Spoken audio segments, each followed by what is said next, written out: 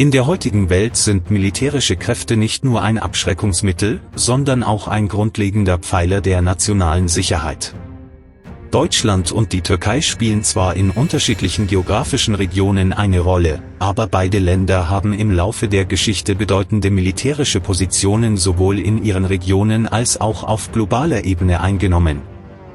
Doch wie steht es heute um die militärischen Kapazitäten dieser beiden Länder? Ist es die fortschrittliche Technologie Deutschlands oder die strategische Lage und breite militärische Erfahrung der Türkei, die den Unterschied macht? Lassen Sie uns nun einen detaillierten Blick auf die Streitkräfte, Ausrüstung und strategischen Vorteile dieser beiden Nationen werfen. Erster Abschnitt: Kampfflugzeuge-Vergleich zwischen Deutschland und der Türkei. Anzahl der Kampfflugzeuge Deutschlands: 206. Anzahl der Kampfflugzeuge der Türkei: 245. Im Vergleich der Luftstreitkräfte liegt die Türkei in Bezug auf die Anzahl der Flugzeuge vorn. Deutschland hingegen hat einen Vorteil in Bezug auf Technologie und Modernisierung seiner Luftwaffe. Mit den Eurofighter Typhoons verfügt Deutschland über eine hochmanövrierfähige und mit fortschrittlichen Radarsystemen ausgestattete Luftstreitmacht. Die Türkei setzt vor allem auf F-16 Jets und plant mit Projekten wie dem MMU, Milli Muharip Uçak, ihre Luftwaffe weiter zu stärken. Allerdings hat die Türkei nach ihrem Ausschluss aus dem F-35-Programm der USA Schwierigkeiten, ihre moderne Kampfflugzeugflotte zu diversifizieren. In einem möglichen Krieg: Die Türkei könnte durch ihre große Kampfflugzeugflotte und strategische Lage punkten, während Deutschlands moderne Luftwaffe und fortschrittliche elektronische Kriegssysteme den Ausgang der Auseinandersetzung beeinflussen könnten. Dennoch bestehen technologische Unterschiede zwischen den beiden Ländern. Zweiter Abschnitt: Transportflugzeuge-Vergleich zwischen Deutschland und der Türkei. Anzahl der Transportflugzeuge Deutschlands: 86. Anzahl der Transportflugzeuge der Türkei: 43. Deutschland liegt bei der Anzahl der Transportflugzeuge vorne. Mit Flugzeugen wie dem A400M Atlas kann Deutschland große logistische Operationen unterstützen.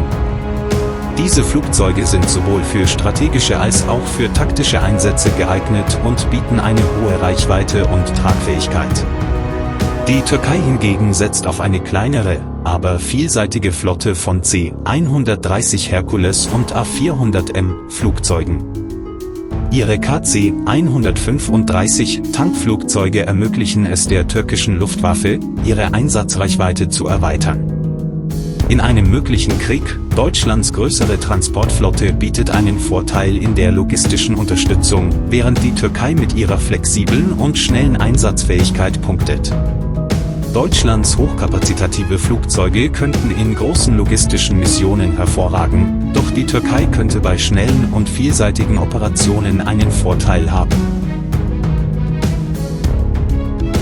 Dritter Abschnitt: Gesamte Anzahl der Flugzeuge-Vergleich zwischen Deutschland und der Türkei. Gesamte Anzahl der Flugzeuge Deutschlands: 617. Gesamte Anzahl der Flugzeuge der Türkei: 1065. Die Türkei hat einen erheblichen Vorteil in Bezug auf die Gesamtzahl der Flugzeuge. Die türkische Luftwaffe verfügt über eine große Flotte, bestehend aus F-16 Jets, C-130 und A400M Transportflugzeugen, was ihr eine strategische Luftmacht verleiht. Deutschland hingegen setzt auf eine kleinere Flotte, die auf modernste Technologie fokussiert ist. Mit Flugzeugen wie dem Eurofighter Typhoon verfügt Deutschland über eine präzise und hocheffiziente Luftstreitmacht. In einem möglichen Krieg: Die Türkei könnte durch ihre zahlenmäßige Überlegenheit und operative Vielfalt hervorstechen, während Deutschland dank seiner moderneren und technologisch fortschrittlicheren Flugzeuge strategische Vorteile genießt. Deutschland wäre bei präzisen Luftangriffen stärker, während die Türkei durch ihre zahlenmäßige Überlegenheit und Reichweite punkten könnte. Vierter Abschnitt: Angriffshubschrauber-Vergleich zwischen Deutschland und der Türkei. Anzahl der Angriffshubschrauber Deutschlands: 55. Anzahl der Angriffshubschrauber der Türkei: 100. Die Türkei verfügt über eine signifikante Überlegenheit bei der Anzahl der Angriffshubschrauber im Vergleich zu Deutschland. Mit den in der Türkei hergestellten T-129 Attack-Hubschraubern hat die Türkei eine starke Position. Die T-129 zeichnen sich durch ihre hohe Manövrierfähigkeit, fortschrittliche Waffensysteme und effektive Leistung unter schwierigen Kriegsbedingungen aus. Deutschland hingegen setzt auf die Eurocopter Tiger, die mit fortschrittlichen Waffensystemen und Elektroniksystemen ausgestattet sind, jedoch in geringerer Anzahl vorhanden sind. In einem möglichen Krieg, die Türkei könnte durch ihre große Flotte und die lokale Technologieproduktion bei Luftangriffen und gegen gepanzerte Einheiten dominieren. Deutschlands Tiger-Hubschrauber könnten dank ihrer technologischen Überlegenheit präzise Luftangriffe durchführen, wären aber zahlenmäßig im Nachteil. 5. Abschnitt: Hubschraubervergleich zwischen Deutschland und der Türkei. Gesamte Anzahl der Hubschrauber Deutschlands: 339. Gesamte Anzahl der Hubschrauber der Türkei: 497. Die Türkei hat in Bezug auf die Gesamtzahl der Hubschrauber einen deutlichen Vorteil gegenüber Deutschland. Die türkische Hubschrauberflotte ist sowohl für Angriffs- als auch für Transportmissionen breit aufgestellt. Besonders die T-129 Attack-Kampfhubschrauber und die S-70 Black Hawk Mehrzweckhubschrauber sind entscheidende Elemente der türkischen Luftstreitkräfte. Deutschland verfügt hingegen über eine kleinere, aber moderne Flotte, darunter NH-90 und Tiger-Hubschrauber, die hauptsächlich für logistische und militärische Transporteinsätze genutzt werden. In einem möglichen Krieg: die Türkei könnte durch ihre große Hubschrauberflotte in Angriffen und schnellen Transportoperationen strategische Vorteile erzielen. Deutschland hingegen könnte durch seine moderneren und technologisch fortschrittlicheren Hubschrauber bei präzisen Einsätzen punkten. Der zahlenmäßige Unterschied könnte jedoch die operative Kapazität der Türkei erweitern. 6. Abschnitt: Flugzeugträger und U-Boote-Vergleich zwischen Deutschland und der Türkei. Anzahl der Flugzeugträger: beide Länder 0. Anzahl der U-Boote Deutschlands: 6. Anzahl der U-Boote der Türkei: 12. Keines der beiden Länder verfügt über Flugzeugträger, aber ihre U-Boot-Flotten spielen eine wichtige Rolle in ihren maritimen Operationen. Deutschland betreibt hochmoderne Type 212A U-Boote, die dank ihrer fortschrittlichen Tarntechnologie und ihres IP-Systems, Air Independent Propulsion, lange Zeit unter Wasser bleiben können. Die Türkei hingegen hat eine größere Flotte, bestehend aus I- und Preveze-Klasse U-Booten, und plant, ihre Flotte mit der neuen Reis-Klasse zu modernisieren. In einem möglichen Krieg: Deutschland könnte dank seiner fortschrittlichen Technologie bei Langstrecken- und verdeckten Operationen einen Vorteil haben, während die Türkei mit ihrer größeren Flotte bei der Küstenverteidigung und bei kurz- bis mittelfristigen maritimen Operationen flexibler agieren könnte. 7. Abschnitt: Marineflottenvergleich zwischen Deutschland und der Türkei. Anzahl der Schiffe in der deutschen Marineflotte: 81. Anzahl der Schiffe in der türkischen Marineflotte: 154. Die Türkei hat bei der Größe ihrer Marineflotte einen erheblichen Vorteil gegenüber Deutschland. Die türkische Flotte besteht aus modernen Gabier-Klasse Fregatten, Ada-Klasse Korvetten und den neu gebauten I-Klasse Fregatten. Darüber hinaus erweitert die Türkei mit dem amphibischen Angriffsschiff TCG Anadolu ihre strategische Operationsfähigkeit auf See. Deutschland verfügt über eine kleinere, aber technologisch fortschrittliche Marineflotte, darunter Braunschweig-Klasse Korvetten und Sachsen-Klasse Fregatten, die für hohe Effizienz und moderne Technologie stehen. In einem möglichen Krieg: die Türkei könnte mit ihrer großen Marineflotte und amphibischen Angriffsschiffen im Mittelmeer und den umliegenden Gewässern dominieren, während Deutschland durch seine modernen Schiffe begrenzte, aber effektive Seeoperationen durchführen könnte. Die Türkei hätte durch ihre zahlenmäßige Überlegenheit einen Vorteil, während Deutschland bei Langstreckenoperationen technologisch überlegen wäre. 8. Abschnitt: Mehrfachraketenwerfersysteme Vergleich zwischen Deutschland und der Türkei. Anzahl der Mehrfachraketenwerfer Deutschlands, 38. Anzahl der Mehrfachraketenwerfer der Türkei, 438. Die Türkei hat in Bezug auf die Anzahl der Mehrfachraketenwerfer, MRL, einen erheblichen Vorteil gegenüber Deutschland. Die Türkei setzt auf inländische Systeme wie den T-122 Sakarya und den T-300 Kasırga, die über große Reichweiten und die Fähigkeit verfügen, breite Flächen zu decken. Diese Systeme bieten eine starke Feuerkraft und sind besonders für weitläufige Gebiete effektiv. Deutschland hingegen verfügt über eine kleinere Anzahl von MRL-Systemen, setzt aber auf moderne Technologien wie den MAS-2, der präzise und mit gelenkter Munition arbeiten kann. In einem möglichen Krieg, die Türkei könnte durch ihre große Anzahl an MRL-Systemen weite Gebiete effektiv unter Druck setzen, während Deutschland mit seinen präzisen, hochmodernen Systemen strategische Ziele punktgenau treffen könnte. Die zahlenmäßige Überlegenheit der Türkei könnte in großflächigen Offensiven entscheidend sein, während Deutschlands Technologie in gezielten Einsätzen überlegen sein könnte. 9. Abschnitt: Geschleppte Artilleriesysteme. Vergleich zwischen Deutschland und der Türkei. Der geschleppten Artilleriesysteme der Türkei, 618. Die Türkei hat bei der Anzahl der geschleppten Artilleriesysteme einen deutlichen Vorteil gegenüber Deutschland. Im türkischen Arsenal befinden sich ältere Systeme wie der M114 und der M101, sowie modernisierte und in der Türkei hergestellte Systeme wie der T-155 Fotena, die in Bodenoperationen für umfassende Feuerunterstützung sorgen. Deutschland hingegen verfügt über eine kleinere Anzahl geschleppten Artilleriesystemen und setzt auf hochpräzise, technologieorientierte Systeme. In einem möglichen Krieg, die Türkei könnte durch ihre große Artillerieflotte eine massive Feuerkraft auf feindliche Linien ausüben, während Deutschland mit weniger, aber modernen Systemen präzise auf strategische Ziele abzielen könnte. Die zahlenmäßige Überlegenheit der Türkei würde in großflächigen Operationen eine entscheidende Rolle spielen, während Deutschland auf technologische Überlegenheit bei gezielten Angriffen setzen könnte. 10. Abschnitt: Panzervergleich zwischen Deutschland und der Türkei. Anzahl der Panzer Deutschlands, 266. Anzahl der Panzer der Türkei, 3222. Die Türkei verfügt über eine deutliche zahlenmäßige Überlegenheit bei Panzern im Vergleich zu Deutschland.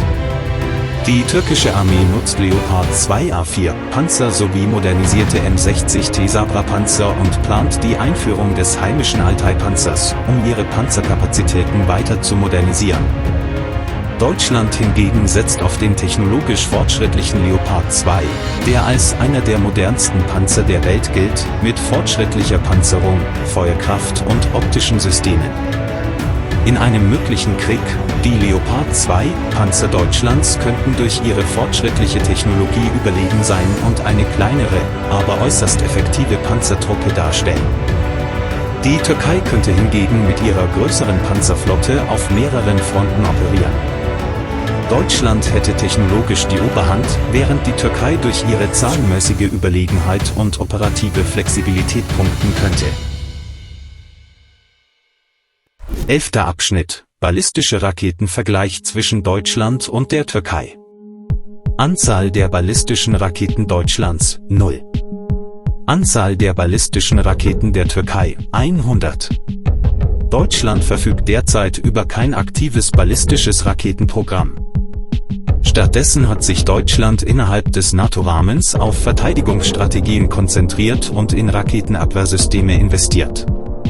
Die Türkei hingegen hat ihre ballistischen Raketenfähigkeiten durch die Entwicklung heimischer Verteidigungsindustrien verstärkt.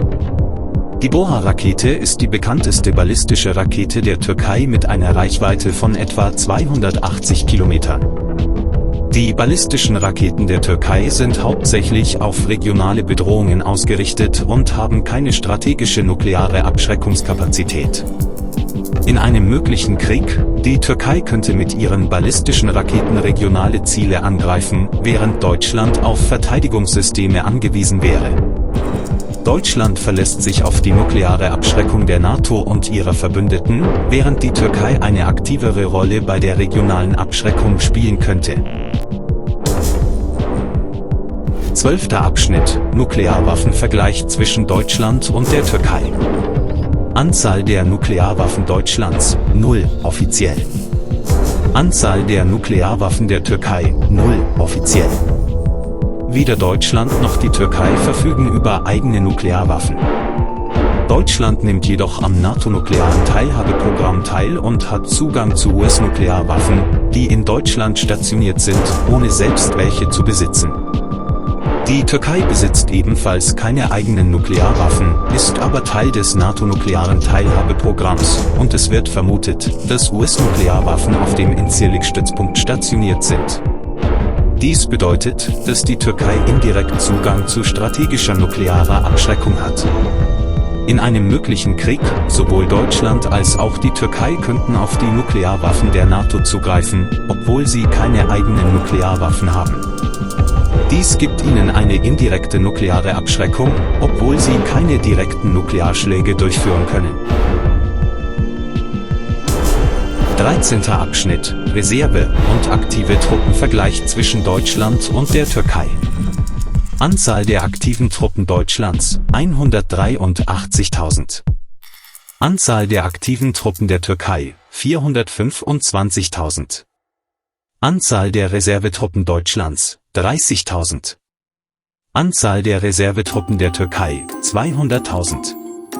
Die Türkei hat sowohl bei den aktiven als auch bei den Reservetruppen einen deutlichen zahlenmäßigen Vorteil gegenüber Deutschland. Die türkischen Streitkräfte verfügen über eine breite operative Kapazität in den Land-, Luft- und Seestreitkräften. Aufgrund der Wehrpflicht hat die Türkei auch eine große Reserve. Deutschland hingegen hat eine kleinere Anzahl an aktiven und Reservetruppen, setzt aber auf eine vollständig professionelle Armee, da die Wehrpflicht abgeschafft wurde. In einem möglichen Krieg, die Türkei könnte durch ihre große Anzahl an aktiven und Reservetruppen in langfristigen und groß angelegten Operationen von Vorteil sein. Deutschland hingegen könnte sich auf Technologie und logistische Unterstützung verlassen, um mit einer kleineren, aber hochprofessionellen Streitmacht schnelle Einsätze durchzuführen. Deutschlands gut ausgebildete und technisierte Armee könnte den zahlenmäßigen Unterschied ausgleichen, während die Türkei auf ihre große Personalstärke setzt. 14. Abschnitt: Die Auswirkungen der aktiven Streitkräfte auf den Kriegsverlauf-Vergleich zwischen Deutschland und der Türkei. Deutschland könnte durch seine technologische Überlegenheit, die gut ausgebildete professionelle Armee und die Unterstützung der NATO in den frühen Phasen eines Krieges schnelle und effektive Operationen durchführen. Moderne Ausrüstung, fortschrittliche Verteidigungssysteme und strategische Planung ermöglichen es Deutschland, seine Kräfte effizient einzusetzen. Allerdings könnte die vergleichsweise kleine Anzahl aktiver Truppen die Durchhaltefähigkeit bei längeren Konflikten einschränken. Die Türkei hingegen verfügt über eine größere Anzahl aktiver Truppen und kann aufgrund der Wehrpflicht auf eine breite Personalbasis zurückgreifen. Mit ihrer großen aktiven Streitmacht und umfassenden militärischen Erfahrung in der Region könnte die Türkei, insbesondere bei länger andauernden Kriegen und großflächigen Fronten, einen strategischen Vorteil haben. Die geografische Lage der Türkei ermöglicht eine schnelle Reaktion auf Konflikte sowohl in Europa als auch im Nahen Osten.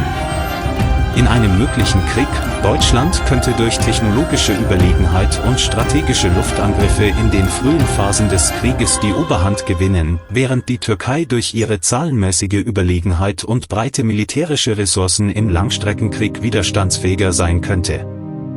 Deutschland wäre in schnellen, technologisch fortgeschrittenen Operationen stark, während die Türkei auf großen Fronten eine größere Durchhaltefähigkeit hätte. 15. Abschnitt: Verteidigungsbudgets im Vergleich Deutschland und die Türkei. Verteidigungsbudget Deutschlands: 64 Milliarden US-Dollar. Verteidigungsbudget der Türkei: 19 Milliarden US-Dollar. Deutschland hat ein deutlich höheres Verteidigungsbudget im Vergleich zur Türkei. Ein Großteil dieses Budgets fließt in Modernisierungsprojekte, militärische Technologien und die Verteidigungsinfrastruktur. Als starkes Mitglied der NATO investiert Deutschland in fortschrittliche Waffensysteme, Cyberabwehr und moderne Luftstreitkräfte. Deutschland spielt auch eine zentrale Rolle in europäischen Verteidigungsprojekten. Die Türkei konzentriert sich hingegen trotz ihres kleineren Budgets auf die Entwicklung einer eigenen Verteidigungsindustrie. Projekte wie die bewaffneten Drohnen, SİHA, T-129 Attack-Hubschrauber und der Altay-Panzer machen einen bedeutenden Teil des Verteidigungsbudgets aus. Die Türkei setzt ihr Budget effektiv ein, um sich gegen regionale Bedrohungen zu wappnen.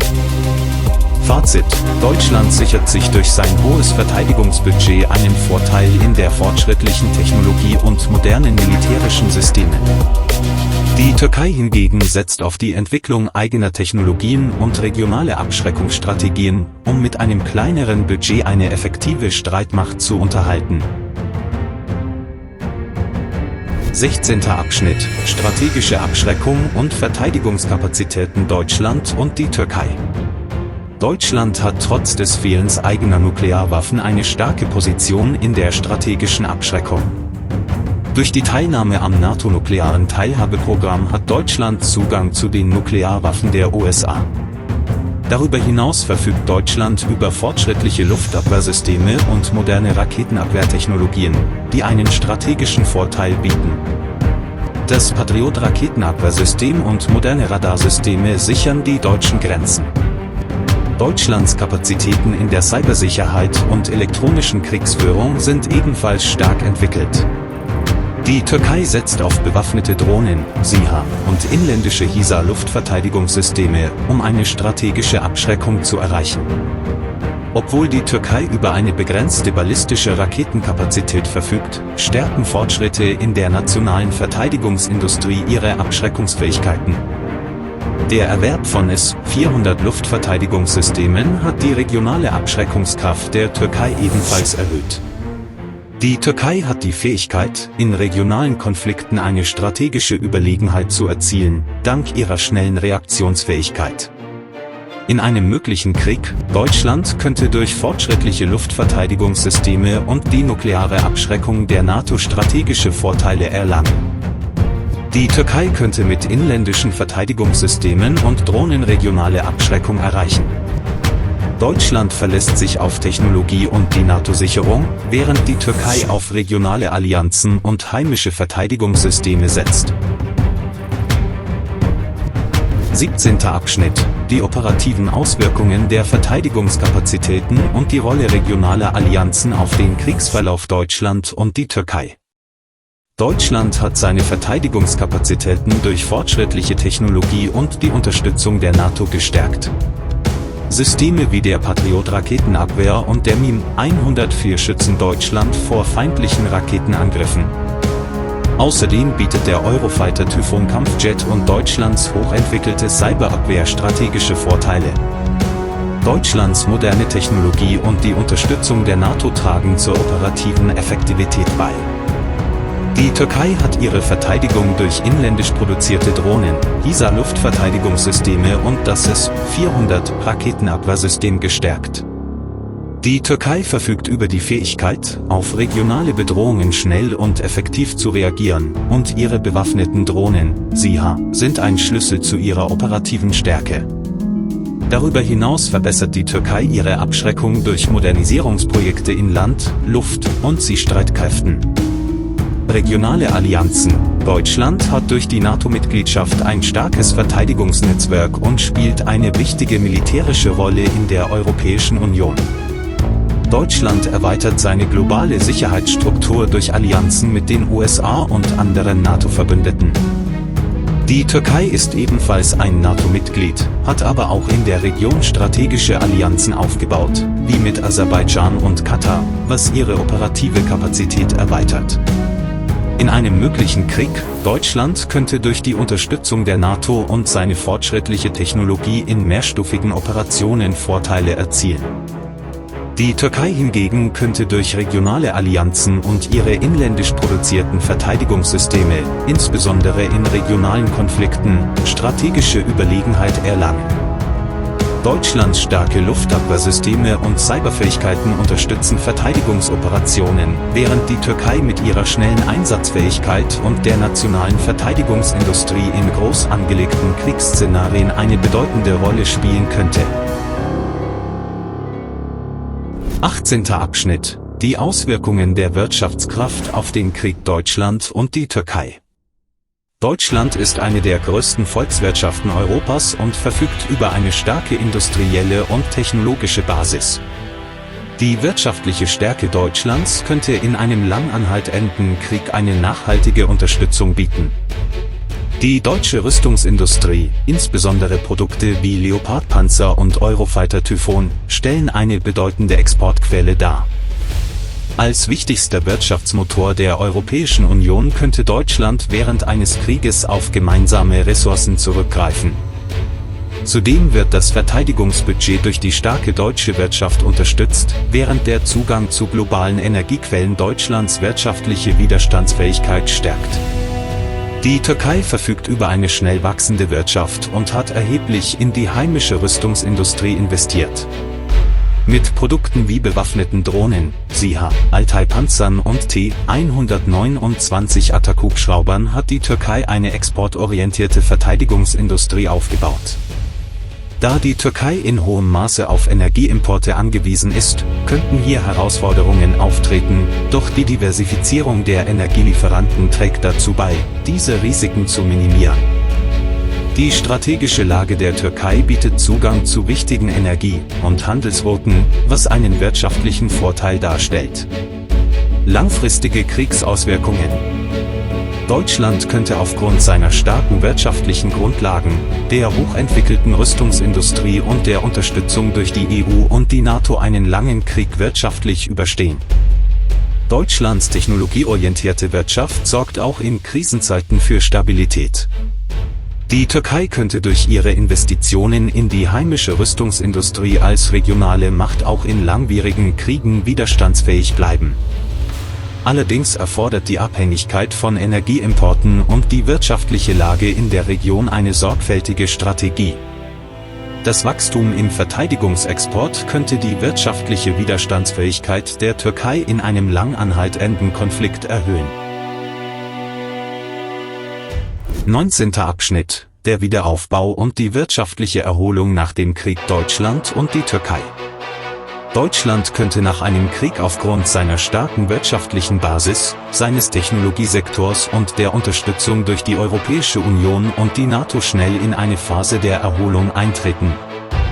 Deutschlands robuste Industrieinfrastruktur, die fortschrittlichen Gesundheits-, Bildungs- und Logistiksysteme würden den Wiederaufbau beschleunigen. Dank der exportorientierten Wirtschaft und globalen Handelsbeziehungen wäre Deutschland weniger auf externe Hilfen angewiesen. Der historische Marshallplan und die Unterstützung durch die EU bieten Deutschland einen Vorteil in der wirtschaftlichen Erholung. Die Türkei könnte sich nach einem Krieg auf ihre inländische Produktion und Verteidigungsindustrie stützen. Die starke Infrastruktur und Erfahrung in der Bauindustrie werden den Wiederaufbauprozess fördern. Allerdings könnte die Abhängigkeit von Energieimporten den wirtschaftlichen Wiederaufbau erschweren. Die strategische Lage der Türkei und der Zugang zu regionalen Handelsrouten könnten die Erholung beschleunigen. Unterstützung von der NATO und anderen internationalen Verbündeten könnte ebenfalls zu einer schnelleren Erholung beitragen.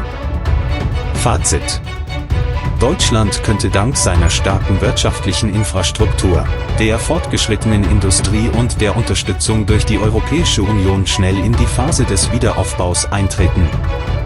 Der Technologiesektor und die Industrie sind die Haupttreiber für eine beschleunigte Erholung. Die Türkei wird sich auf die inländische Verteidigungsindustrie und den Bausektor stützen, um den Wiederaufbau einzuleiten. Allerdings könnte die Energieabhängigkeit die Erholung verzögern.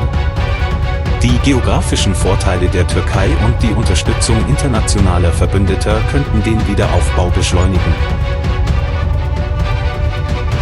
Es ist offensichtlich, dass dieses Gleichgewicht der Kräfte zwischen Deutschland und der Türkei ein entscheidender Faktor für beide Länder ist. Doch ein Krieg wird nicht nur durch Waffen, sondern auch durch Strategie, Technologie und Diplomatie geprägt. Deutschland sticht durch seine fortschrittliche technologische Kapazität, die Unterstützung der NATO und moderne Verteidigungssysteme hervor, während die Türkei mit einer großen aktiven Streitmacht, regionalen Allianzen und einer starken nationalen Verteidigungsindustrie punktet. Wie die Zukunft aussehen wird, bleibt ungewiss. Doch eines ist sicher: Sowohl die militärische Stärke Deutschlands als auch die der Türkei könnte nicht nur das Schicksal eines Konflikts, sondern auch die regionalen und globalen Gleichgewichte bestimmen. Was denkt ihr, welches Land ist stärker? Teilt eure Meinung in den Kommentaren. Vergesst nicht, das Video zu liken und meinen Kanal zu abonnieren. Wenn ihr einen Vergleich zwischen zwei anderen Ländern sehen wollt, lasst es mich in den Kommentaren wissen.